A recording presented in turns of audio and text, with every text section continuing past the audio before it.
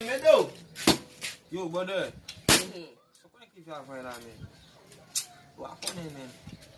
Haji, yo wal de manti men. Ah, mwen fè wèt pale koman mwen ite manti la. Non, ase son pisi ki fè kan apil. Ase men tout sa mpay tout bel veriti, brother. Veriti? Yo, ke veriti.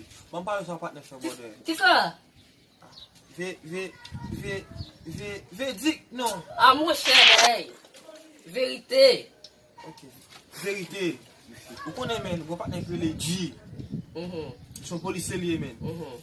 Pwede la fè yon arrestasyon, gwa patne ki fon tatou bwa li men. Pi iten la kon sa men. Yo avase mbalo! Pi neg la fè rebel. Apwen yon di foute neg lan souk fèt bot tatou wa. Itou pon di fè. Ki sa di? Itou bon di fè? Bon lotre jou la. Mwen komanda Sadrak apare tonè. Iba neg lon sel karot nete. Teta neg la vive tou itou kason fwa. Wap pale la. Era um puto pico, pico.